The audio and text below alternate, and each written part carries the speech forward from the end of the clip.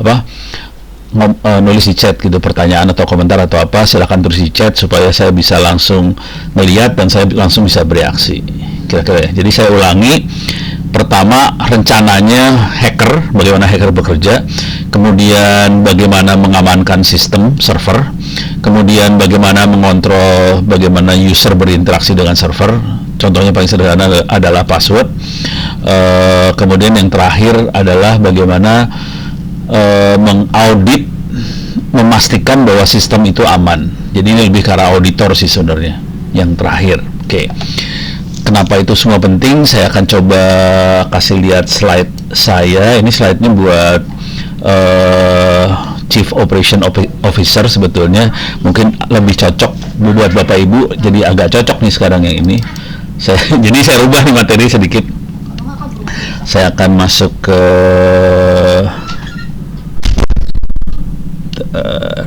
ini dia. Oke, ini saya akan buka.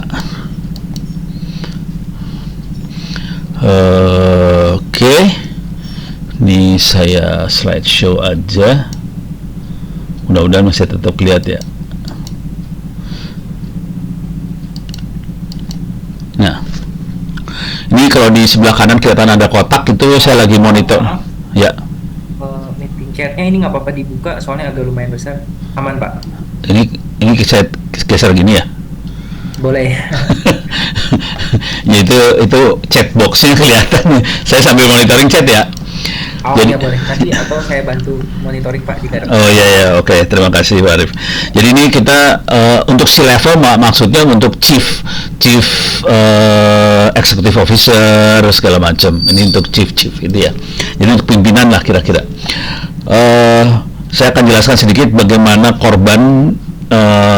bagaimana nasib korban, kemudian bagaimana kita manage keamanan. Jadi dua hal itu aja sih. Jadi saya kasih lihat korbannya seperti apa, bagaimana kita manage keamanannya, kira-kira gitu. Ini adalah contoh orang yang menipu di internet.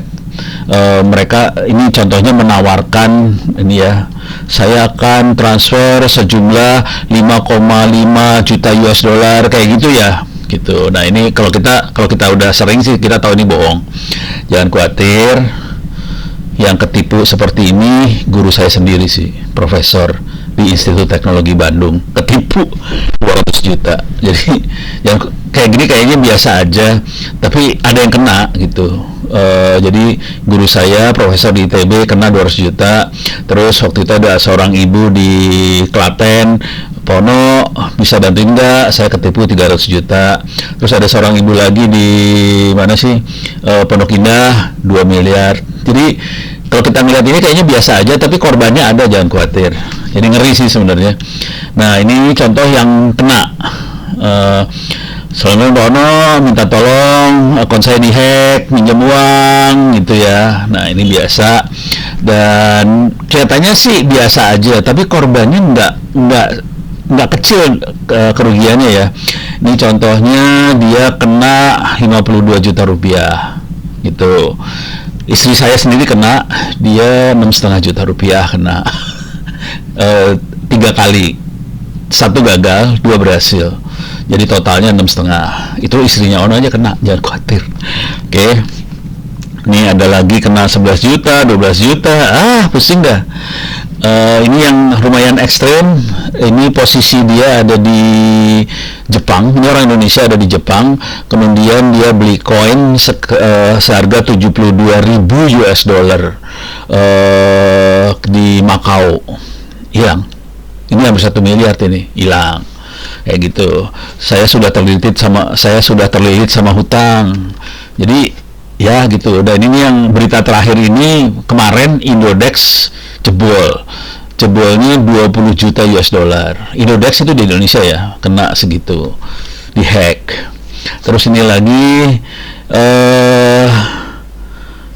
ini pakai kata tipu aja, ini YouTube-nya Ono. Bapak Ibu bisa masuk ke YouTube, masuk ke channel Ono Center, lihat komentar-komentar orang, kelihatan banyak yang lapor ke saya, Pono, saya ditipu, uangnya hilang, kayak gitu-gitu, banyak. Dan ini saya hampir tiap hari dapat seperti ini. Jadi bisa bayangkan bagaimana penderitaan Ono tiap hari. Dan intinya orang kehilangan uang dan mereka mencari bantuan gimana caranya supaya uang dia balik gitu. Ya saya nggak bisa ya. Pusing saya juga. Jadi sebelum sampai kita ketipu, sebelum kita kena masalah, jadi sebaiknya kita jaga diri. Intinya itu aja sih sebenarnya. Nah, bagaimana mereka melakukan serangan? Biasanya paling sederhana mereka melakukan serangan menggunakan teknik Open Source Intelligence atau OSINT. Jadi mereka melakukan mata-mata dari data-data informasi yang disebarkan, yang dilepas di internet sama semua orang. Contoh paling gampang adalah kita masuk Google, masukin kata KTP, udah dapat KTP orang. Dan udah gitu dengan KTP ini kita bisa minjem uang ke pinjol. Dan korbannya ada di tetangga saya juga, seorang supir. Udah gitu dia bilang ke saya, Pono, kemarin saya didatangin oleh yang nagih uang tuh, debt collector, minta bayaran padahal dia nggak pernah pinjam. Nah, ya sudah, seru dah urusannya jadinya. Untung anaknya dia pintar, anaknya dia dari hukum, lulus sarjana dari hukum UGM, anaknya bergerak langsung ke OJK untuk menangani masalah ini. Akhirnya masalah solve, si pinjolnya ditekan, bapaknya selamat. Jadi kira-kira gitu. Jadi ini dipakai asli. Dan kita tidak sadar bahwa mereka melakukan serangan karena kesalahan kita sendiri sih. Gitu ya.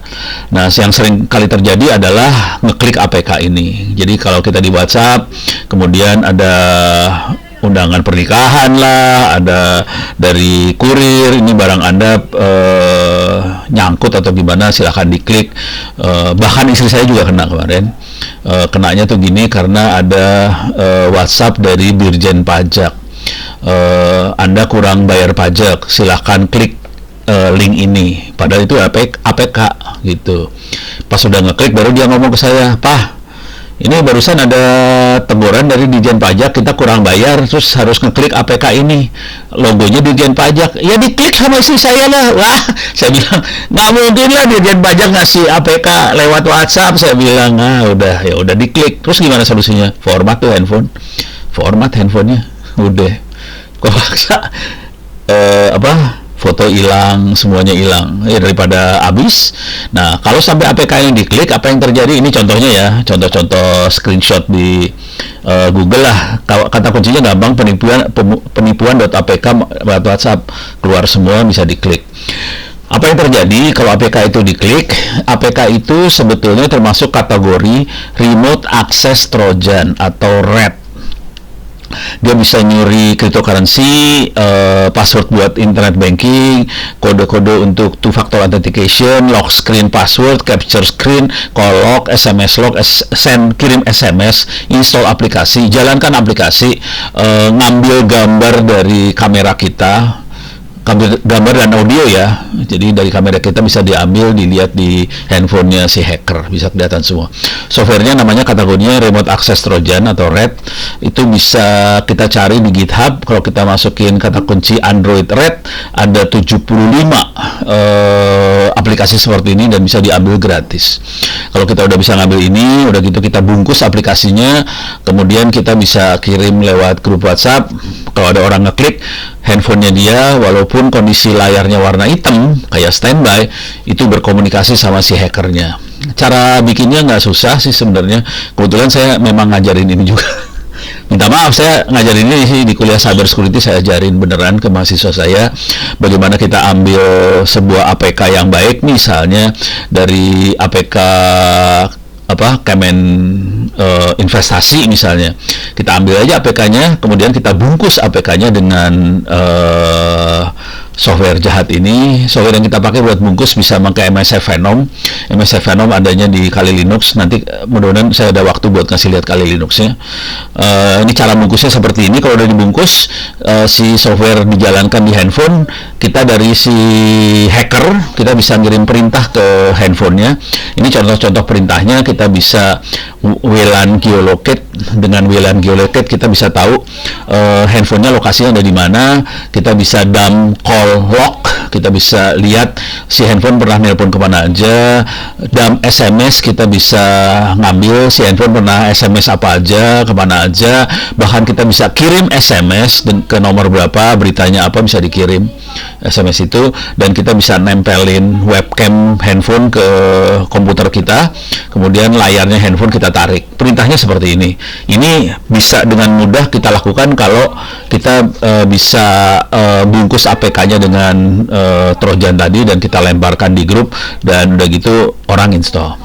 Ini dilakukan beneran gitu ya. Nah, itu tingkat perorangan.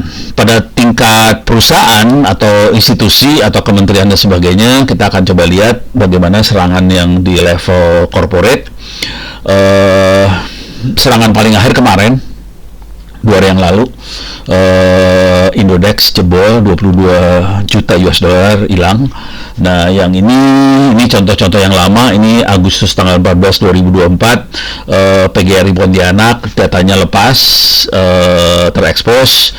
Kemudian ini adalah kabupaten, ini Blora itu apa ya, kabupaten atau Pemkot ya, nggak tahu lah, pokoknya pemerintah Blora datanya jebol. Ini tanggal berapa, ada di bawah nih kalau nggak salah, ada ketutupan. Ntar saya coba lihat, 14 Agustus juga sama.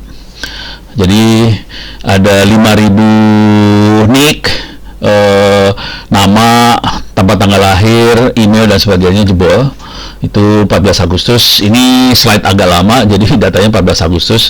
Ini tanggal 10 Agustus, BKN 4,7 juta ASN datanya jebol dari BKN. Ini tanggal 10 Agustus. Kemudian ini PDN, Pusat Data Nasional, jebol kemarin, rame banget. Sebenarnya sampai hari ini juga nggak beres sih sebenarnya. Ya udah, apa boleh buat. Kemudian BSI tahun lalu jebol juga, jangan khawatir. Jadi sebenarnya masih banyak yang jebol, asli banyak banget yang jebol. Kemudian kalau di level institusi, jebolnya oleh ransomware gitu. Nah, ransomware adalah virus yang virus yang dienkripsi. Konsekuensi virus yang dienkripsi, dia tidak bisa dideteksi oleh antivirus. Jadi kalaupun kita install antivirus, percuma aja, karena nggak bisa deteksi sebenarnya antivirusnya gitu. Jadi mitigasinya untuk mengatasi masalah ini, solusinya backup dan pakai AI. Itu solusi dari sisi si adminnya. Kemudian dari sisi admin juga, kita harus di software pada saat uploading, kalau ada menu buat upload file segala macam, si programmer harus kasih filter supaya nggak bisa sembarangan yang ke-upload. Kemudian dari sisi user, dari sisi pengguna jaringan, harus diajarin supaya jangan kepo apa-apa diklik. Kuncinya ada di situ sih sebenarnya. Kalau klik sembarangan ya sudah habis gitu. Jadi sebagian besar ini solusinya untuk si admin sih sebenarnya. Makanya kemarin sampai ketua BSSN dicela barangkali ya, diledek barangkali oleh anggota Dewan Komisi 1, dibilangin tolol-tolol gitu kan, jadi nggak enak juga sih. Ini bukan masalah tata kelola, ini masalah tolol aja, nggak punya backup gitu, kira-kira gitu. Jadi nggak enak juga sih. Bayangkan ketua BSSN kan ini ya, jenderalnya Kopassus sampai digituin kan, nggak lucu banget. Kesalahannya bukan di BSN sih sebenarnya, kesalahannya ada di Kominfo, tapi yang kena BSSN. Nah, yang jadi masalah dengan ransomware ini sebetulnya gini, masalah besarnya bukan masalah datanya di encrypt nggak bisa dibuka. Masalahnya adalah sebetulnya ransomware kalau sampai masuk ke dalam komputer atau server, seluruh data yang ada di server itu di-copy sebetulnya ke hacker. Jadi kalaupun kita bayar si hacker buat dapetin passwordnya atau itunya, key-nya, supaya datanya bisa dibuka, sebetulnya hacker punya data semuanya juga. Jadi sebetulnya percuma bayar hackernya sih sebenarnya. Jadi sebenarnya jangan sampai kena serangan seperti ini. karena datanya ke copy langsung ke hackernya. Jadi ngeri sih sebenarnya. Jadi data tercopy ke attacker, kemudian data korban dienkripsi, attacker akan minta uang atau ransom, bayaran, supaya kalau kita ngasih duit nanti dikasih passwordnya, padahal datanya udah di copy. Jadi itu brengseknya hacker ya, kayak gitulah kadang-kadang gitu ya. Jadi kondisinya seperti ini. Nah, sekarang bagaimana kita sebagai institusi melakukan manajemen untuk cyber security-nya? Pilarnya ada 3 sih sebenarnya, people, proses, teknologi, dan ini harus dilakukan secara benar ini 3-tiganya. Dari sisi proses, contoh proses adalah kita punya aturan, punya prosedur. Contoh prosedurnya adalah misalnya gini, password nggak boleh terlalu gampang buat diingat, password harus random, password tiap 3 bulan sekali diganti, kira-kira itu contoh prosedur. Dan ini prosedur segala macam harus ditandatangani oleh orang nomor 1 di institusi tersebut. Jadi nanti kalau diaudit, jadi kalau keamanan itu ada auditnya juga ya, ISO 27001 itu keamanan informasi, atau ISO 31000 itu risk manajemennya. Di dua-duanya sama. Waktu kita diaudit, pertanyaan pertama dari auditor simple, apakah orang nomor 1 di institusi Anda menandatangani atau komit untuk menangani urusan cyber security ini, gitu. Jadi itu dia minta tanda tangan dari orang nomor 1. Jadi kalau orang nomor 1 tidak melakukan itu, langsung auditnya sebenarnya jeblok sih sebenarnya, kayak gitu. Jadi ini harus yang komit harus orang paling atas sih sebenarnya. Sayangnya orang paling atas kadang-kadang nggak ngerti ginian. Nah, itu masalah di Indonesia. Kalau di swasta mungkin orang atasnya lumayan agak ngerti, walaupun tetap harus diyakinkan sama ini. Saya besok juga harus meyakinkan seorang konglomerat bahwa ini perlu gitu. Ada Saratoga Group lah, minta di Pono bisa ngasih tahu nggak bos di atas, ya ono yang kena lagi bagian kayak gitu ante. Jadi ini pertama, jadi sangat top down dan harus komitmen orang 01. Kemudian teknologi kita punya beberapa pilihan. Satu, beli, itu mahal banget. Kalau negara seringkali caranya adalah beli gitu, karena punya anggaran. Cuman kita punya masalah sih sebenarnya. Kalau beli tapi orang yang ngoperasiinnya nggak terlalu pintar, kita juga punya masalah. Jadi ini berapa kali saya di instansinya aparat, pimpinannya bintang 2, bintang 3 gitulah, ngomong ke saya gini, kira-kira ngomongnya, Pono, saya udah beli belasan miliar nih peralatan untuk cyber security, tapi kenapa nggak ada yang jalan ya? Gitu. Kebetulan 3 tahun sebelumnya saya ngetes anak buah mereka, 120 orang yang lulus cuman 2 orang. Ya sudah, susah. Jadi sebenarnya kuncinya bukan dibeli, kuncinya sebenarnya harus punya orang pintar sih sebenarnya. Pilihan yang lain selain beli kita bisa buat juga sangat mungkin, karena banyak software yang free, open source, kita bisa buat sistem ini semua. Dan ini yang saya ajarin sama teman-teman di Dinas Kominfo Tangerang Selatan. Mereka banyak buat, karena orang ada di situ, kebetulan kampus kita ada di situ. Kemudian saya sering bantuin Dinas Kominfo Tangerang Selatan, kita bikin semuanya. Jadi mereka secaranya sebenarnya saya minterin orang sih, saya minterin dalam Dinas Kominfo, kita bikin, akhirnya kita jadi lumayan kuat. Akhirnya kita juga bikin bukunya sih. Nanti mungkin bisa saya kasih lihat bukunya. Nah, kunci utamanya sebetulnya manusia, people. Jadi people, proses, teknologi, disingkat PPT. Kuncinya di people. Sih sebenarnya itu kunci utamanya. Oke. Nah, kalau waktu kita melakukan cyber security, prosesnya adalah plan, do, check, act. Perencanaan, implementasi, cek, dan kemudian bereaksi kalau ada masalah. Kemudian belajar dari masalah itu, kita bikin perencanaan lagi. dalam proses perencanaan ini komitmen dari atas super penting sekali.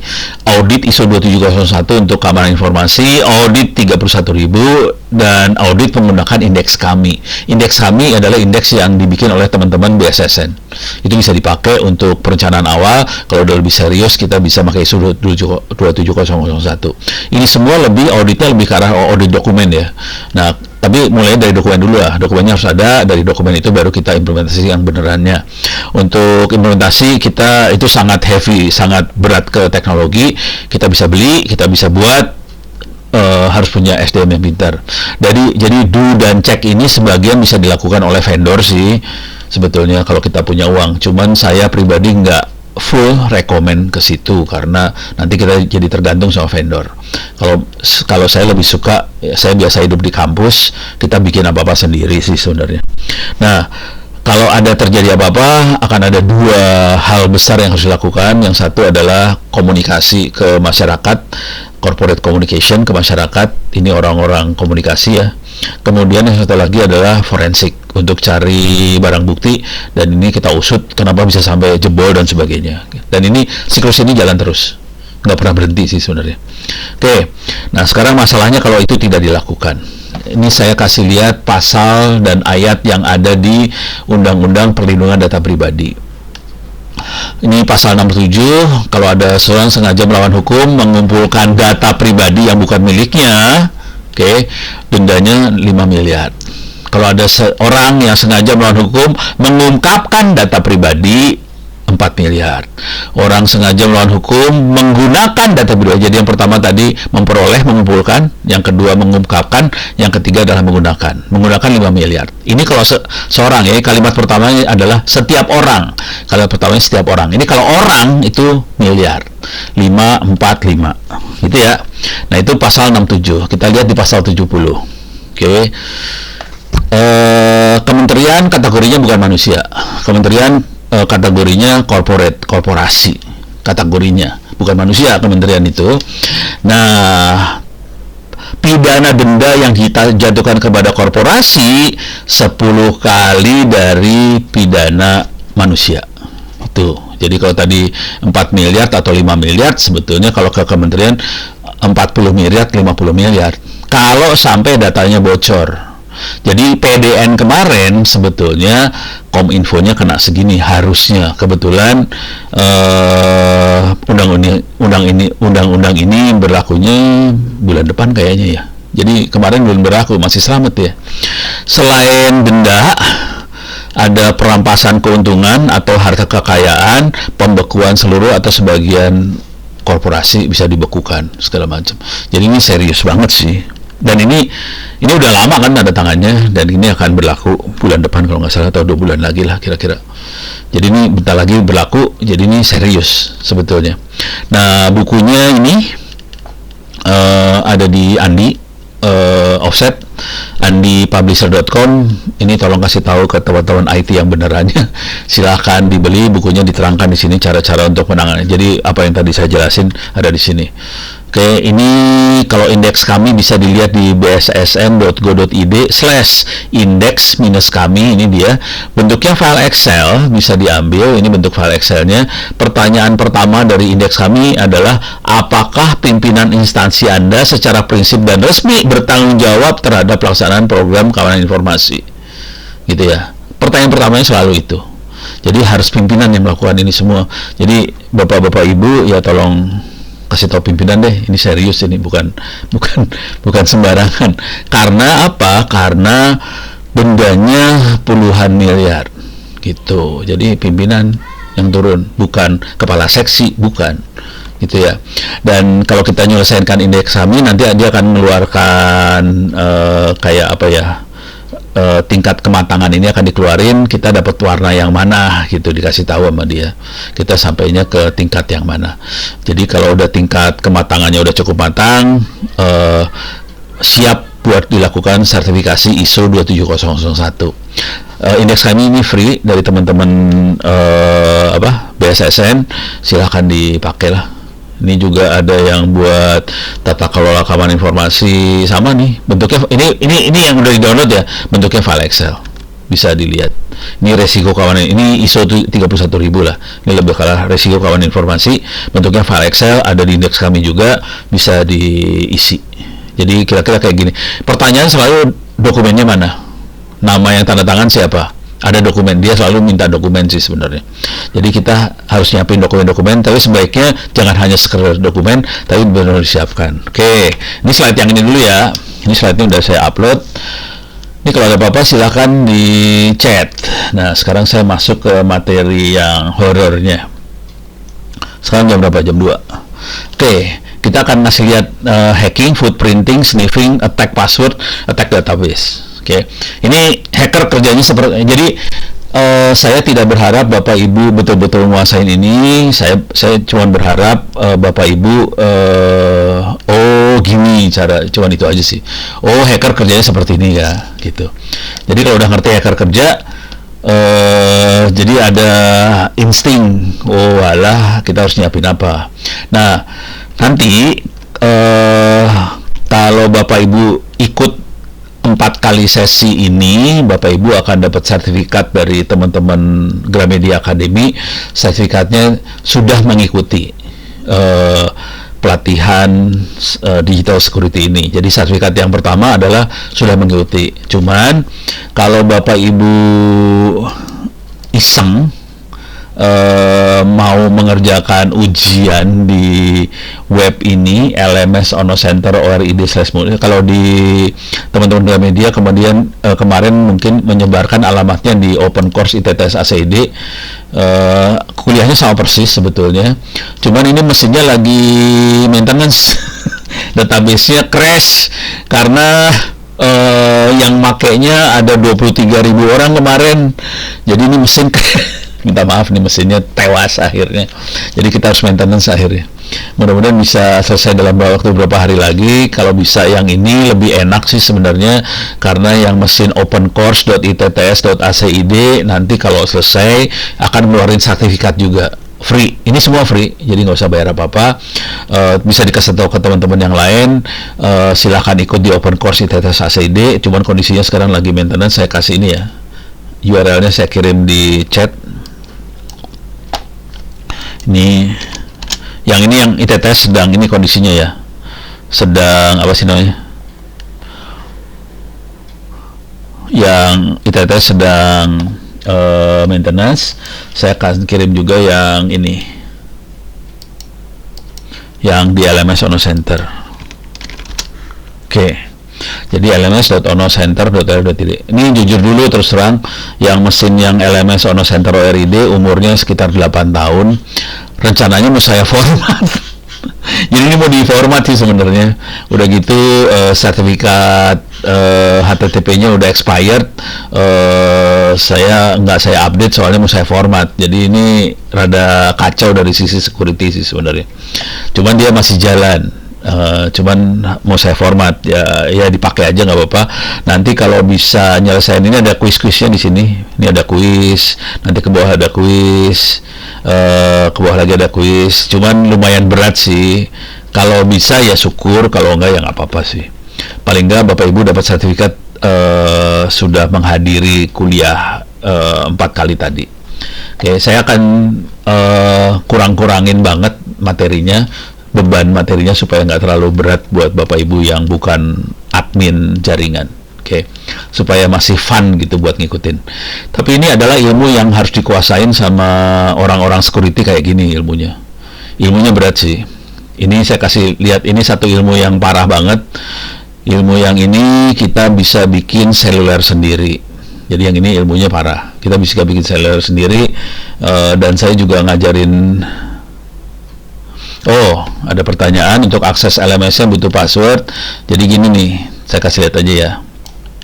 Saya lihat di sinilah. LMS Ono Center ORID. Oke. Saya akan masuk ke sini. Saya akan keluar dulu.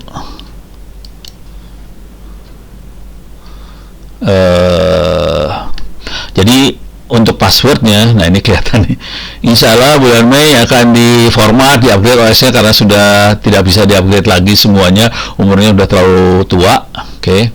Nah di sini kalau buat bikin password caranya gini, masuk ke LMS onocenter.or.id/moodle, klik login. Nah di sini karena Bapak Ibu belum punya password, pilih yang ini.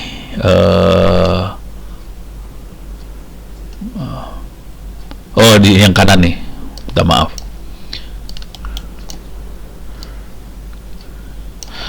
Is this your first time here? Karena Anda pertama kali masuk sini, create new account. Create new account.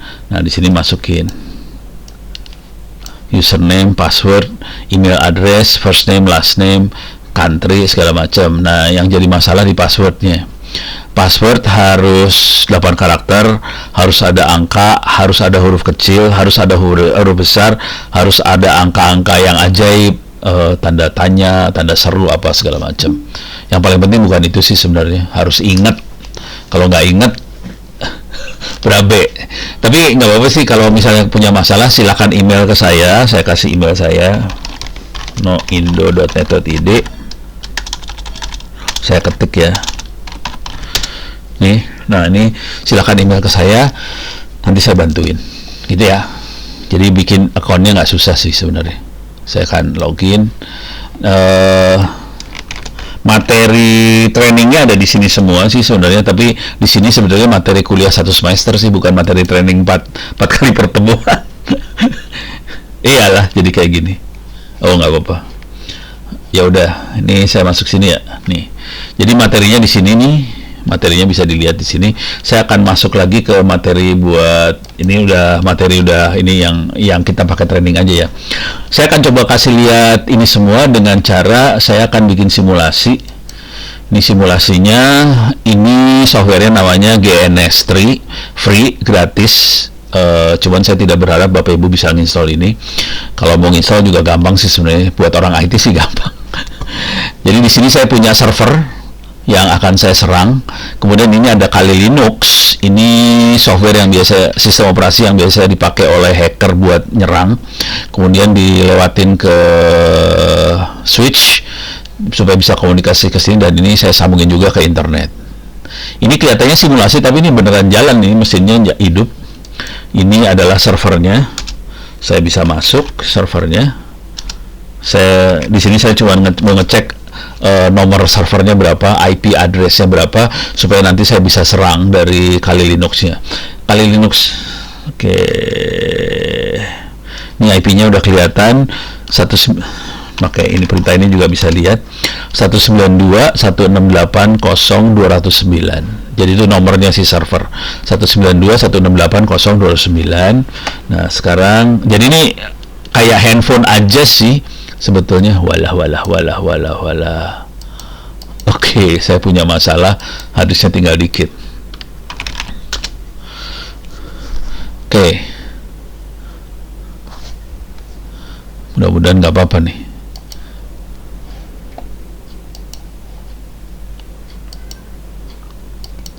Mudah-mudahan nggak apa-apa, hadis tinggal dikit. Oke. Nah, ini Kali Linux adalah software yang biasa kita pakai buat melakukan serangan dan sebagainya. Anda bisa download softwarenya dari internet sih sebenarnya. Kali Linux, kira-kira kayak gitu. Kita bisa ambil softwarenya dari internet kayak gini, free, dan kita bisa melakukan serangan dari sini. Tapi tumben nih, ini padahal harusnya lumayan gede nih, 1 tera, kok bisa habis ya? Ya udah saya mana ceritanya? Waduh, nggak keluar. Oh alah, ini harus di dalamnya dia. Saya kurang kasih harusnya, kurang gede berarti. Waduh.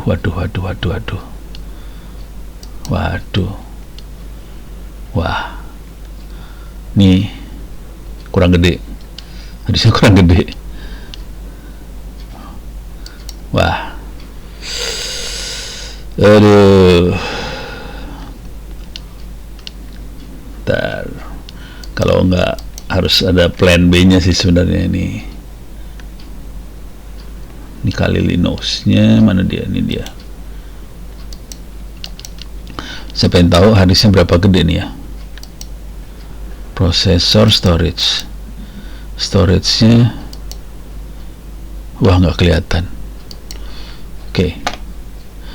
Ini yang saya buka VirtualBox, dia bisa ngatur kalau kita punya komputer banyak di dalam komputer kita. Oke. Waduh, lama ini, kacau. Oke, berarti saya harus rubah taktiknya, kepaksa.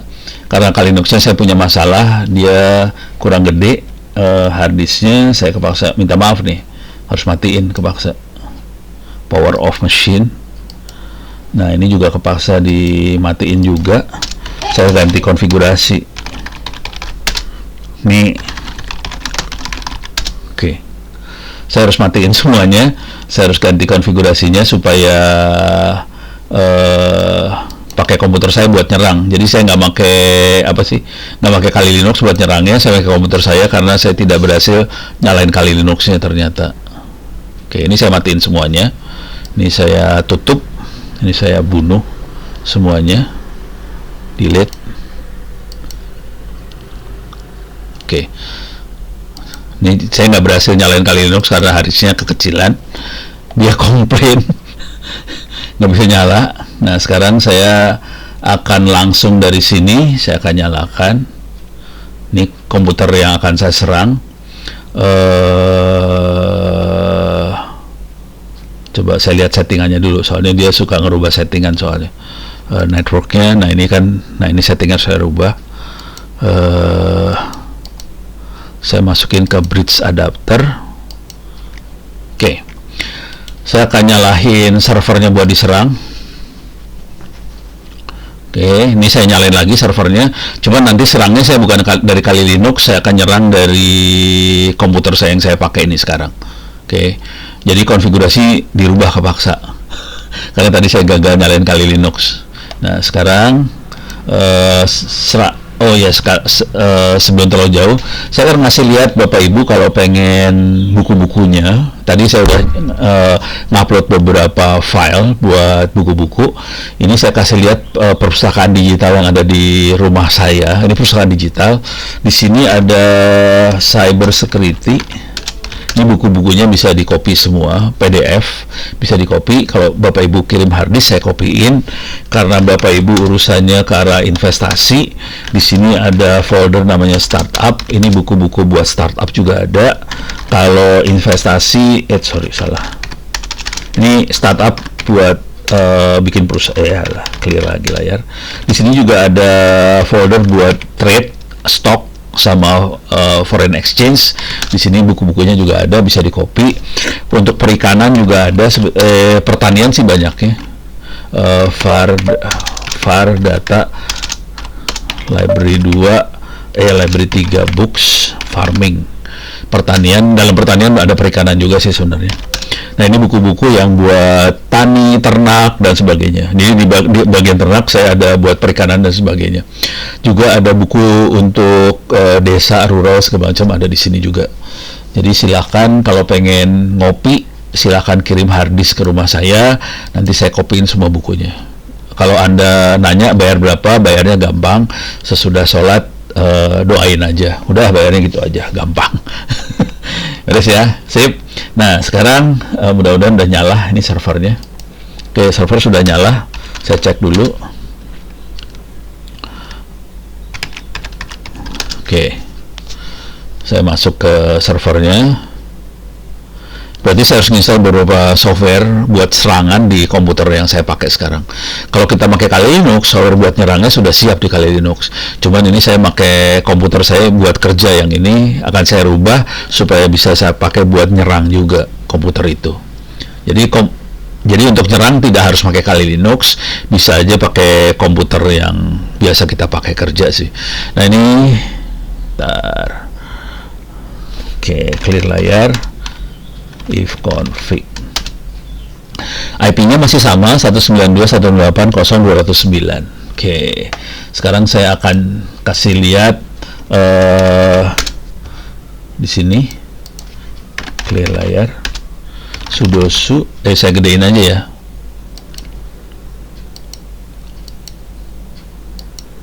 Oke.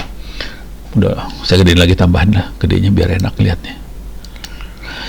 Ini nggak usah dimengerti, nggak usah diapain, cuman saya kasih lihat bagaimana caranya seorang hacker melakukan serangan, kira-kira kayak gitu aja kalimatnya. Jadi pertama kali adalah kita melakukan footprinting. Footprinting itu adalah melihat sasaran. Sasarannya tuh jalanin apa aja sih, yang penanggung jawab sasaran siapa sih, kira-kira kayak gitu. Itu footprinting namanya. Saya akan jadi super user dulu, sudoku saya akan pindah dari user biasa jadi super user. Saya akan install dulu apt install Whois. Mudah-mudahan bisa saya install. Whois itu software buat ngecek siapa yang penanggung jawab apa gitu, bisa kita cek pakai Whois, kira-kira kayak gitu. Kalau di Kali Linux sudah keinstall. Karena saya tidak pakai Kali Linux, kepaksa saya install dulu. Ini cara installnya, tapi nggak usah nggak usah dimasukin ke hati. Cuman hacker ternyata akan pakai satu software untuk ngecek. Misalnya Whois presiden ri.go.id. Jadi kita bisa lihat presiden ri.go.id yang tanggung jawab adalah Kementerian Komunikasi dan Informatika, kantornya di sini, nomor teleponnya ini, kemudian emailnya ini, servernya ditaruh di Cloudflare, bukan di Indonesia, gitu ya. Jadi bisa kelihatan sih ini siapa. Tapi kelihatan ini yang handle adalah Kemenko Informatika lah, kira-kira kayak gitu. Kalau kita cek lagi Whois siapa, misalnya UI ACID.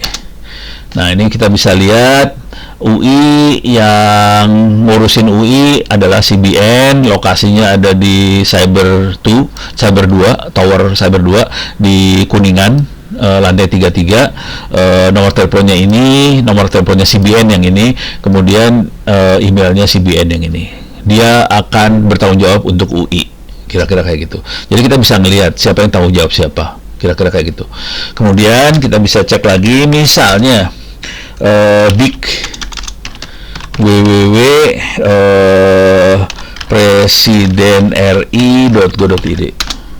Kita bisa lihat nih ada IP-nya nih, ada alamatnya 1046210 sekian segala macam. Kita bisa Whois juga, Whois 104.26.10.2. Kita bisa cek ini punya siapa sebetulnya. Kita bisa lihat banget bahwa ini ternyata punyanya Cloudflare. Jadi adanya di Amerika. Presiden Indonesia adanya di Amerika gitu. Jadi kelihatan langsung. Maritim.go.id. Siap. Whois maritim.go.id. Adanya di Kominfo. Yang ini ya, yang ngasih domain, yang ngurus domainnya Kominfo. Coba saya cek lagi. dikmaritim.go.id. Kelihatan IP-nya 103.98.31.234. Klik kanan copy. Saya coba Whois. Nih IP-nya punya Maritim.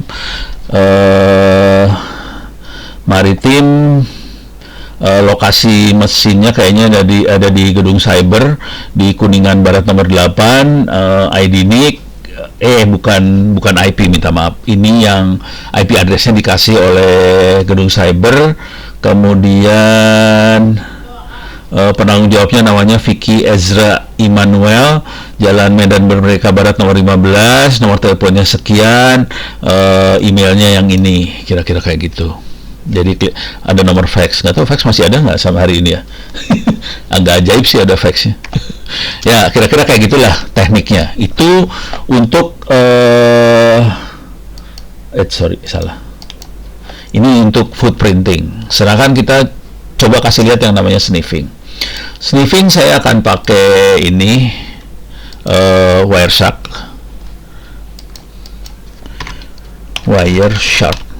Ini free, ada di Windows, ada di Linux dan sebagainya. Kalau di Kali Linux sih udah ada langsung Wireshark-nya. Ini free, bisa kita install buat Windows, buat macOS, buat Linux bisa diinstal. Saya sudah nginstall. Ini minta maaf saya makainya Linux ya, saya nggak pakai Windows. Ya biasalah kalau hacker rada-rada kacau emang. Saya akan jalanin Wireshark. Bentuknya kayak gini nih, kayak Wireshark. Ini bentuknya kayak gini. Nah, buat pemula yang diperlukan kalau kita pakai Wireshark di pemula ada dua ini aja lah, capture sama analyze. Dua ini aja yang dipakai buat pemula. Saya akan melakukan capture dan analyze ini. Ini kalau saya capture pasti ribut banget soalnya ini saya lagi streaming ke Zoom, jadi banyak banget video yang ketangkep di sini. Ini kelihatan. Nah, ini langsung penuh. Ini yang UDP ini nih video streaming Zoom. Ya, makanya full kalau udah lagi nge-zoom full langsung di sini. Oke. Nah, sekarang saya akan kasih lihat bagaimana kita ini kan ada attack password. Oke, bagaimana kita menyadap password yang paling gampang ya. Nah, ini saya akan kasih lihat. Ini saya ada server di 192.168.0.209. Saya akan masuk ke server itu sambil saya sadap. Saya gedein ya biar enak.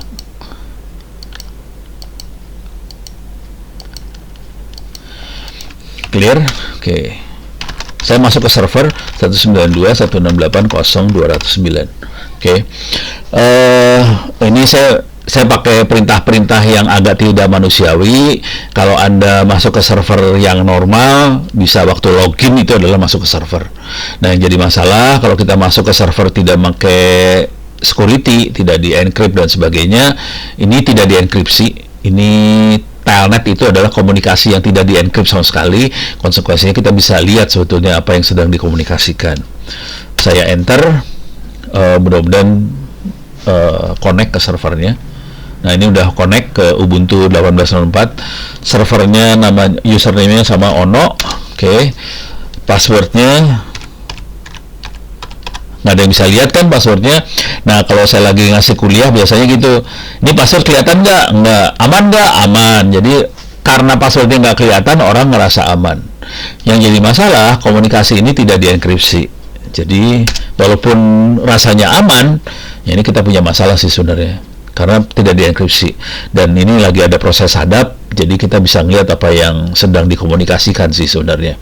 Oke, ini udah mulai masuk ke dalam server. Saya bisa jadi super user di server, sudo su, kita jadi super user. Saya masukin password di situ, saya pindah, salah passwordnya. Saya pindah jadi super user, kelihatan tadi promnya $, kita berubah promnya jadi pager, itu jadi super user.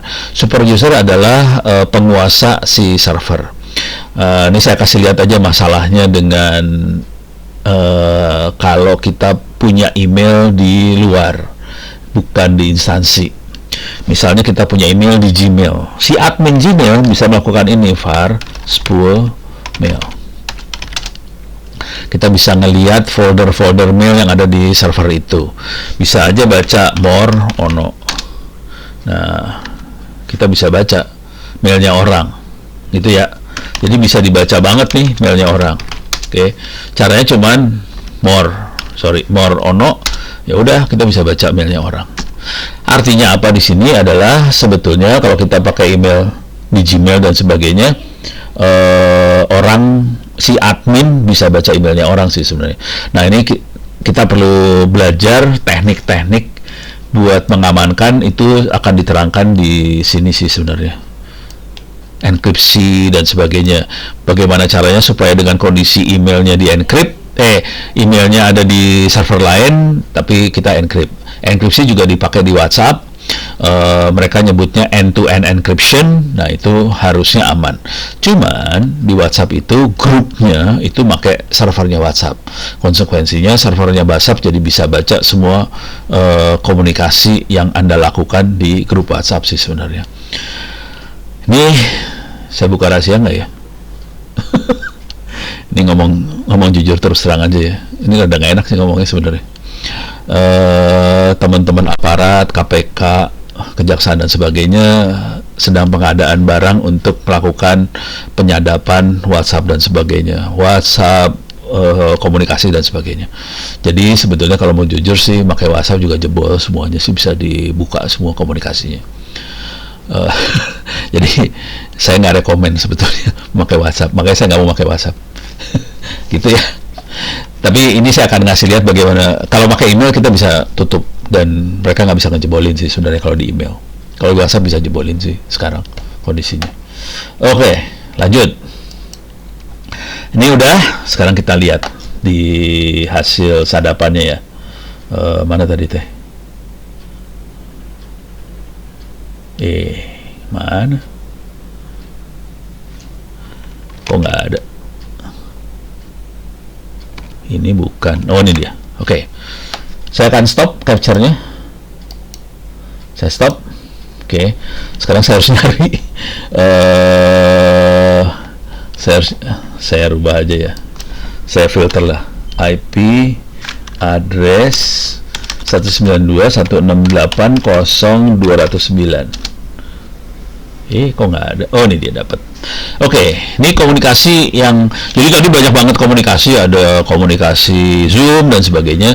Saya filter yang komunikasi ke IP 192.168.209. Jadi langsung saya dapat. Tapi kalau hacker biasanya dia akan nyari macam-macam sih. Oke, ini kelihatan ada telnet data. Saya akan klik sembarangan. Ini kelihatan dikit ada apa? Coba lihat di sini, ada sesuatu nggak? Masih nggak bisa dibaca isinya apa, komunikasinya cuman ada satu huruf aja, datanya cuma satu huruf N. Coba lihat lagi komunikasi yang ini ada apa dalamnya, cuman ada RN gitu kan, nggak bisa dibaca apa-apa kan. Nah, kalau hacker yang dikerjain setelah ketangkep satu kayak gini, saya akan lakukan analisa, analyze, follow TCP stream. Oke, passwordnya langsung keluar, beres ya. Ini passwordnya dapat langsung, dan semua yang dikomunikasikan keluar. Ini yang dilakukan hacker sih. Jadi bayangkan bapak-bapak ibu lagi pakai wifi di kantor, komunikasi segala macem, ya hackernya ya gitu deh.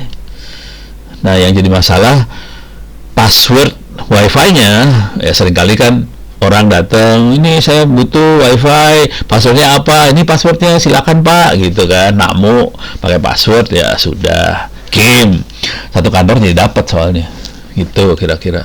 Separah itu sih sebenarnya. Makanya saya seringkali saya akan tethering dari HP saya sendiri. Saya tidak pakai wifi-nya kantor biasanya.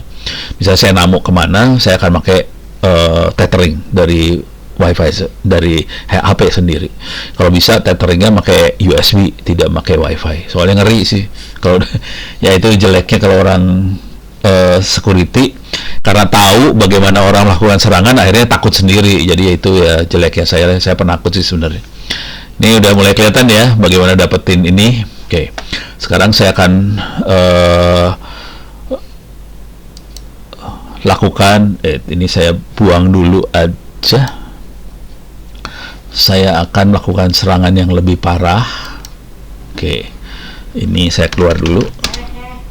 Ini keluar. Saya nggak lagi di server. Saya clear layar. Oke.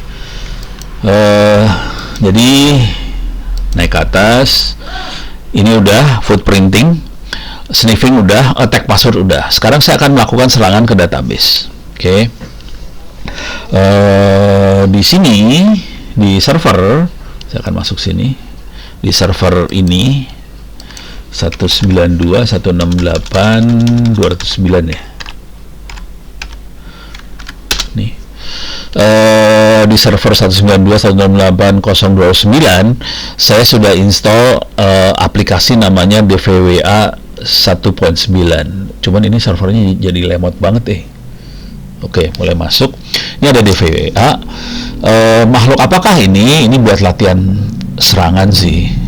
Jadi DVWA ini buat latihan serang ya, serang menyerang. Jadi kita kau para hacker ini kalau belajar, kita biasanya tidak menyerang situs seperti presiden.ri.go.id atau kominfo atau maritim.go.id. Kita nggak nyerang itu. Kalau ya hacker yang benar ya. Kalau hacker yang ngaco dia serang sih. Kalau yang benar, kita biasanya kalau buat latihan perang, kita akan install aplikasi. Nah, aplikasinya ini free. Salah satu aplikasi yang sering buat belajar adalah Damn Vulnerable Web Application ini. Nah, ini udah diinstal di sini sih. Nih, tapi ini ada source code-nya, bisa diambil. Nih, kita bisa ngambil source code-nya, bisa ini. Oke. Sebetulnya aplikasi seperti ini banyak. Salah satu tempat yang buat ngambil aplikasi banyak adalah fullandhub.com. Tapi nggak penting lah ini mah. Pokoknya intinya kami para hacker kalau belajar kita akan ngambil kayak ini ya, kalau orang bertinju kan biasanya bukan ninju orang beneran kan, kita seringkali ninjunya ninju sak apa sih sak pasir ya, kita ninjunya kayak gitu aja. Jadi ini sak pasirnya itu yang buat kita tinjunya. Dan ini banyak orang-orang yang bikin kayak ginian terus di sharing. Udah gitu kita belajar ngejebolin software-software yang mereka share tadi. Jadi latihannya kayak gitu. Ini diperlukan, kemampuan seperti ini diperlukan karena kita perlu kalau kita mau ngamanin sistem, kita harus tahu bagaimana kita nyerang sistem tadi. Ngamanin sistem jauh lebih susah daripada nyerang. Nyerang lebih gampang sih. Karena kalau nyerang kan cukup kita nggak menguasai satu ilmu serangan, kita bisa nyerang. Kalau menguasai mengamankan sistem, kita harus menguasai semua ilmu serangan, baru sistem aman. Kalau nyerangnya satu ilmu aja bisa nyerang, kalau ngamanin semua ilmu harus dikuasain, baru kita bisa ngamanin. Jadi lebih susah sih ngamanin sistem, kira-kira kayak gitu. Oke, sekarang kita masuk sini, username-nya adalah admin, password-nya password. Saya kasih lihat penampilan tempat latihan perang kira-kira seperti apa. Ini bentuknya seperti ini yang buat latihannya. Di sini ada latihan buat ngejebolin perintah-perintah, maksa ngejebolin password pakai brute force. Kita juga bisa belajar memasukkan perintah ke dalam server, command injection. Kita masukkan perintah ke dalam server. Kita bisa ngupload file, bisa jebolin database. Ini yang SQL injection, jebolin database. Yang cross-site scripting itu X-axis adalah cross-site scripting. Itu kira-kira gini, saya nyerangnya ke servernya Kominfo, tapi dilempar serangannya sama server Kominfo ke servernya maritim.go.id supaya jadi cross-site scripting cara bekerjanya gitu. Saya nyerang kemana, yang diajar mana gitu. Akibatnya apa? Si server maritim nyangka yang nyerangnya Kominfo. Jadi kurang ajar banget sih hacker tuh. Hacker akan nyerang ke server mana, tapi dilempar serangannya ke server yang lain lagi, supaya server yang sananya nyangka yang nyerang adalah Kominfo-nya gitu. Kira-kira gitu sih. Ini yang X-axis ya. Saya akan masuk ke SQL injection. SQL adalah database. Kita akan melakukan serangan ke database. Database-nya sederhana aja di sini. Ada user ID 1. Salah pencet. Oke, tutup dulu. User ID 1. Saya submit. Oke. Dia first name admin, username admin. Kalau 2 Gordon Brown. 3 Hack Me. 4 Pablo Picasso. 5 Bob Smith dan sebagainya. Oke. Ini ada permintaan Pak Arif, mohon dikirim link absen gitu. Punten, absen penting pisan soalnya. 6 nggak ada, kosong. Jadi cuma ada 5 user di situ. Objektifnya adalah bisa nggak kita masukin perintah ke sana, kemudian kita dapetin password, username password dari si user-user yang ada di sana. Objektifnya itu aja. Ini saya kasih cerita dikit sebelum saya lakukan. Suatu hari saya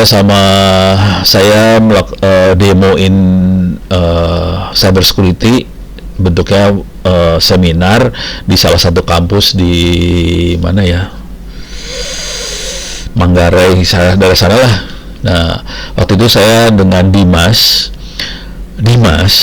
ngedemoin seperti ini,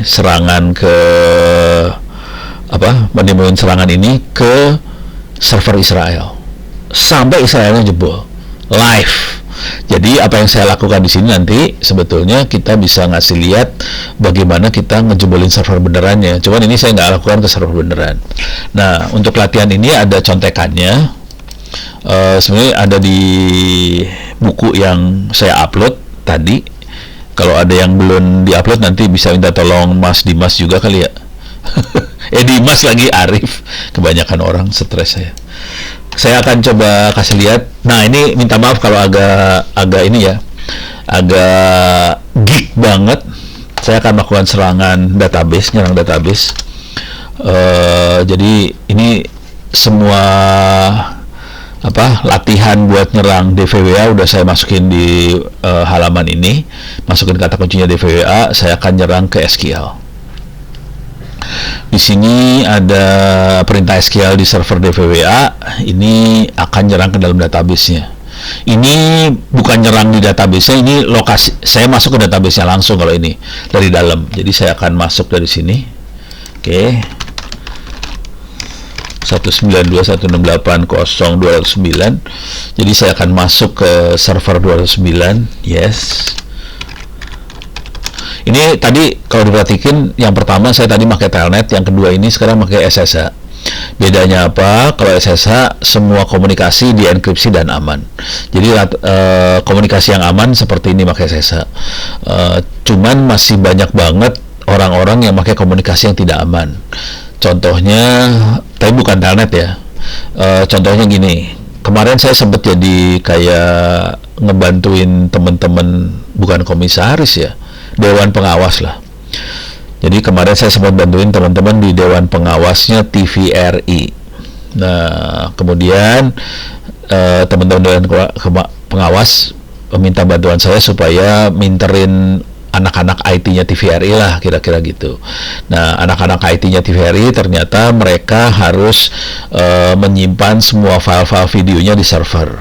Cara nyimpannya, dia pakai file transfer. Protokol yang dipakai namanya FTP, dia file transfer pakai FTP. Yang jadi masalah, FTP itu tidak dienkripsi, jadi kita bisa ngelihat passwordnya segala macam sih.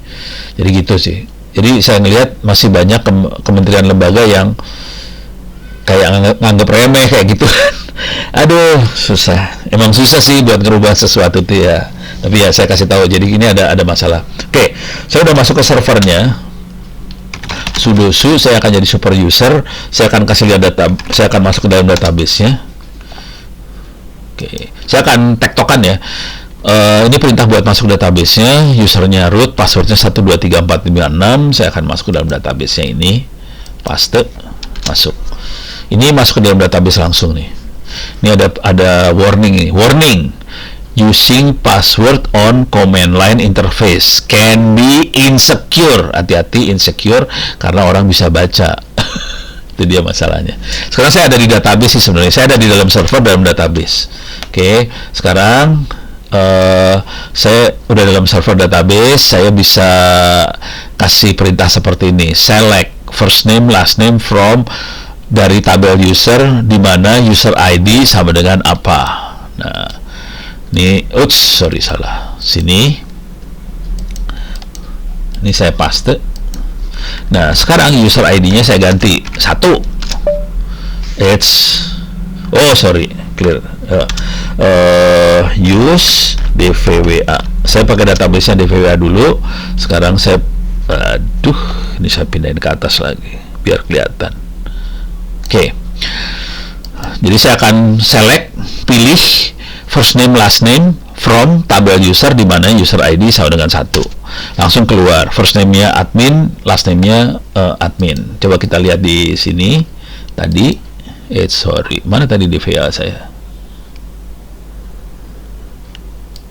Ini dia. Kalau saya masukin 1,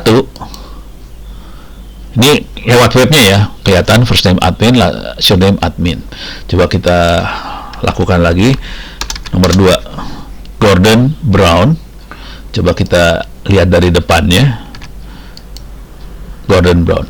Jadi yang tadi yang di terminal itu saya masuk database-nya langsung, yang di web itu kita si webnya berkomunikasi ke database, hasilnya ditampilin lagi ke web. Hacker, user dan sebagainya itu tidak masuk ke sini sebenarnya, tidak masuk ke database. Hacker, user dan teman-temannya dari sebelah sini. Pertanyaannya, bisa nggak dari sini kita masuk ke dalam, gitu kan? Nah, caranya di sini cara ngetesnya. Bisa saya jebolin nggak nih server? Biasanya saya ngejebolinnya kayak gini. Misalnya, kalau saya kasih user ID-nya kan 12345 sebetulnya. Saya kasih user ID sama dengan persen or 0 sama dengan 0. Ini ajaib sih sebenarnya. Tapi 0 sama dengan 0, semua orang tahu ya 0 sama dengan 0. Kalau ditulis ya ini logika matematik aja. 0 sama dengan 0, true artinya. Jadi persen or true bisa. Jadi perintahnya sebenarnya or. Bisa nggak kita masukin or perintah yang lain? Coba saya masukin di sini. Kalau kita masukin dari dalam database, bentuknya seperti ini, akan keluar semua user dan sebagainya. Ini saya colong nih segini. Sorry. Ini saya colong segini. Klik kanan, copy. Saya masukin dari depan. Mana tadi? Salah. Ini saya tutup lagi. Ini saya tutup. Nih. Ini mah tutup. Ini udah ya, tutup. Ini tutup. Ini oh di sini. Ini dia. Langsung keluar, semua usernya keluar. Sama kayak di sini sih. Oke, berarti or ini dia terima. Dia bisa nerima or. Ini contohnya kalau kita menjebolin database di luar, kita akan cek bisa nggak dia terima perintah lain selain user yang normalnya. Nah sekarang, sorry, tadi saya tutup soalnya. Oke, sekarang saya balik lagi ke sini. Ini or udah lewat nih udah. Nah sekarang saya kasih perintah yang, bisa nggak kita kasih perintah yang ini 1, ini sama dengan 2 sama dengan 2. Ini alah susah banget sih. Copy. Saya dari luar masukin lagi.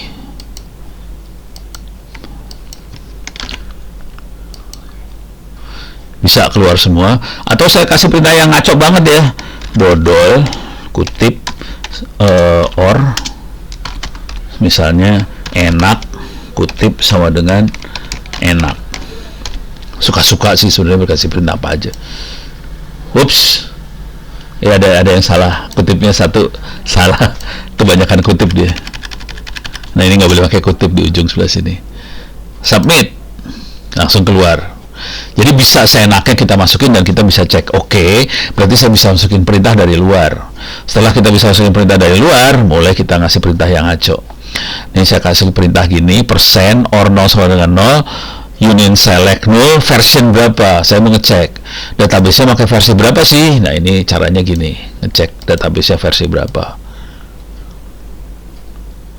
Oke, saya copy, bisa kelihatan nanti database-nya versi berapa. Gitu, hacker cara kerjanya gitu, versi berapa. Nah yang seru adalah ini kalau dikerjain semua perintah-perintahnya, ini bisa dikerjain semua sampai habis nih sebenarnya. Saya langsung loncat terakhir aja ya. Soalnya pasti boring. Terakhir aja, ini yang parah nih terakhirnya. Kita bisa ngecek first name, last name, username, password. Nih parah nih kita keluarin. Nah ini dia ngambil dari tabel, dari from tabel user. Oke. Nah ini saya akan hajar dari sini sampai sini. Ya Allah, balik lagi. Sini, terus sini, copy, masukin sini. Nah jadi ada first name, last name, username, password. First name, last name, username, password. Nah kita tahu bahwa passwordnya nggak kayak gini yang benar. Admin passwordnya password, yang lain kita belum tahu. Jadi admin passwordnya password, kenapa ini nulisnya 5F 4D segala macam. Ini di hash ya, bukan di enkripsi sebenarnya, di kodein pakai di decode pakai MD5. Oke, sekarang kita jebolin. Jadi kita cari crack. MD5. Bisa nggak di crack? Nah, ini ada yang buat ngejebolin MD5. Ini udah siap. Nah, ini tinggal di copy paste aja. Ini si admin paste ke sini. Oke. Terus kita cek lagi yang bawah. Kita ambil. Ini saya cuma ngasih lihat gimana cara hacker bekerja ya. Jadi caranya tadi masuk, dia cek dulu database bisa kita jebolin nggak. Oh oke, database bisa dijebolin. Sekarang akhirnya sampai jebol, dapetin passwordnya. Kemudian kita jebolin nih password. Ini lagi jebolin password beneran, ini password jebol beneran ini. Nah, ini nanti buat masukan buat si admin. Kita harus proteksi dari kemungkinan si hacker masukin perintah ke dalam dari luar. Jadi sebetulnya kalimat yang rada ngerinya adalah mau kita ganti passwordnya 3 bulan sekali, tiap hari diganti. Kalau programmernya nggak pinter, bisa jebol kayak gini sih. Jebol, passwordnya jebol. Oke, udah. Ini perhatiin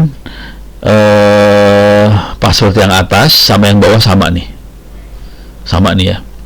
Jadi passwordnya sama itu sebenarnya. I'm not a robot, crack hash, jebolin hashnya, langsung ketahuan. Yang pertama passwordnya adalah password, yang kedua passwordnya saya gedein lah biar enak lihatnya. Yang pertama passwordnya password, yang kedua passwordnya ABC123, yang ketiga passwordnya Charlie, yang keempat passwordnya let me in, yang kelima password. Jebol semua. Jadi nanti kita tahu dari sini kita tahu ini kan yang pertama username-nya admin, yang kedua username-nya Gordon B, yang ketiga username-nya 1337, yang keempat username-nya Pablo, yang kelima Smithy, dan kita punya passwordnya. Udah jebol. Jadi gitu teknik ngejebolinnya tuh seperti ini. Dengan cara ini ya udah kita punya username password biar bisa masuk ke dalam server yang kita pegang.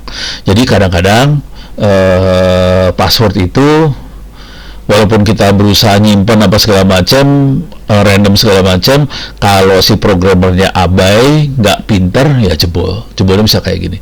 Dan jangan khawatir, istrinya orang ya korbannya kayak gini juga sih. Nah, kalau yang tadi yang remote access trojan itu dia install software di handphonenya kita, dia akan ngambilin password langsung dari folder di handphone kita ke si hacker. Oke. Saya punya waktu sekitar 30 menit lagi, saya akan jadi materi hari ininya selesai sampai sini tadi. Udah attack database, saya akan kasih lihat bagaimana kita bikin hoax dan sebagainya ya. Kita punya waktu 30 menit bagaimana hoax dibuat. Korbannya ada beberapa mantan menteri kena kayak gituan. Saya minta tolong ke saya juga sih. No, ini saya kena gini nih. Ya bisa sih diproses, cuman nanti nama ibu nggak apa-apa keluar di media segala macam gitu. Udah jangan deh, no, ya udah nggak jadi deh. Jadi kayak gitu sih. Nah, sekarang saya akan kasih lihat bagaimana caranya kita bisa bikin hoax. Oke. Saya kasih skenario-nya, saya kasih lihat dulu. Jadi ini email makanya ya, kebetulan yang ini pakai email biar gampang. Servernya masih sama, Squirrel Mail. Ini servernya di Squirrel Mail. Di server yang tadi juga username-nya Ono, passwordnya 123456. Tadi kita hack, kita bisa tahu passwordnya 123456. Ini kayak Gmail lah, tapi berpikirnya ini bisa apa aja sih sebenarnya? Bisa apa? Tutup. Yes, oke. Ini bisa Gmail, bisa platform, bisa toko online dan sebagainya. Nah, ini contoh serangan. Ini korbannya banyak kemarin. Ini korbannya ada ceritanya gini nih, saya waktu itu, jadi ini bukan hoax kalau ini ditipu dan tipuannya menghasilkan uang ratusan juta rupiah.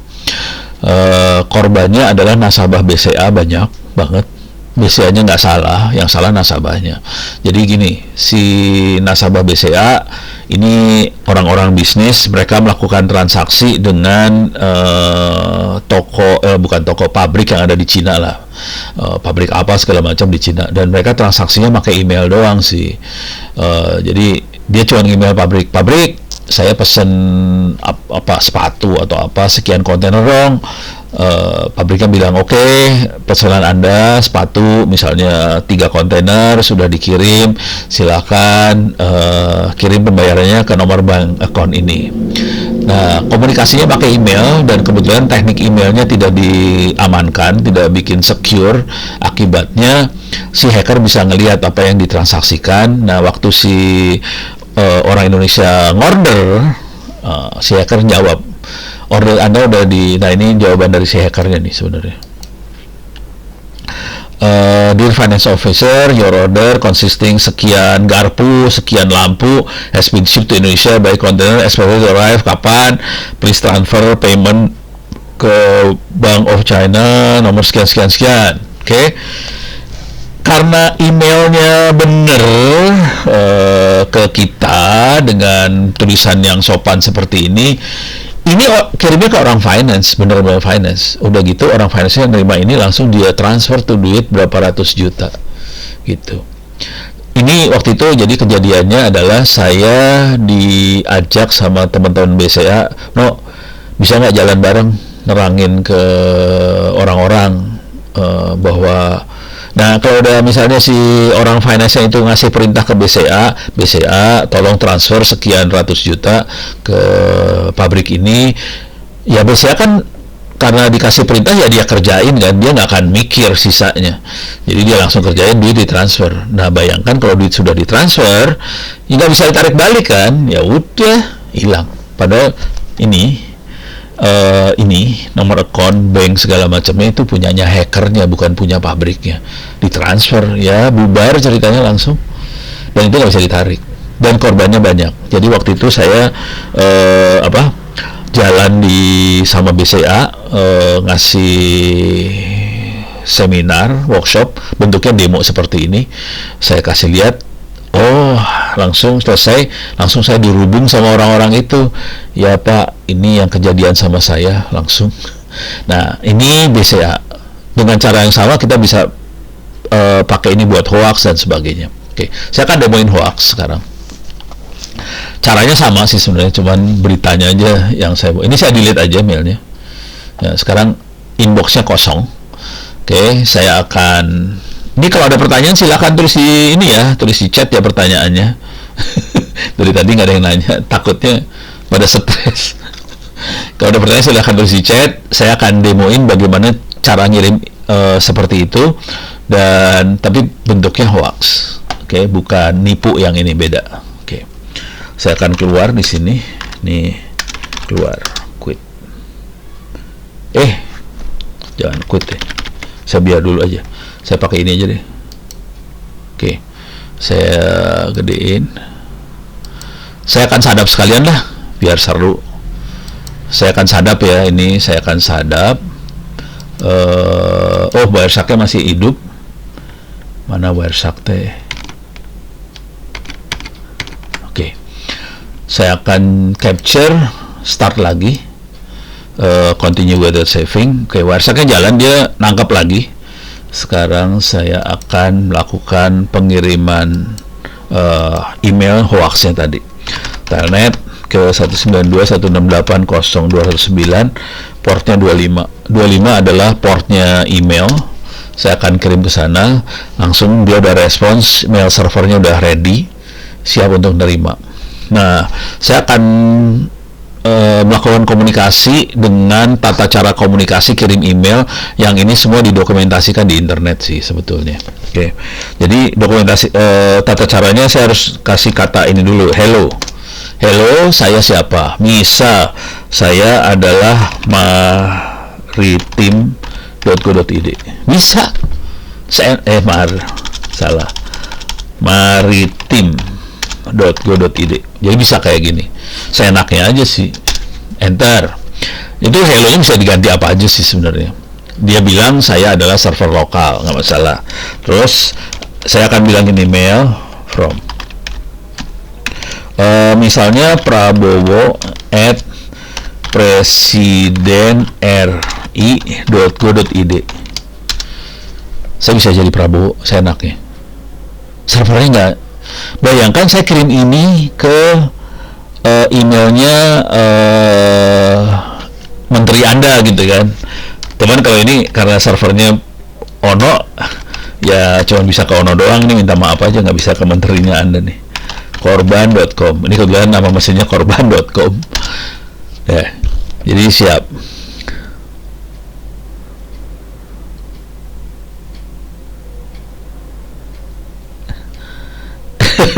Ya minta maaf.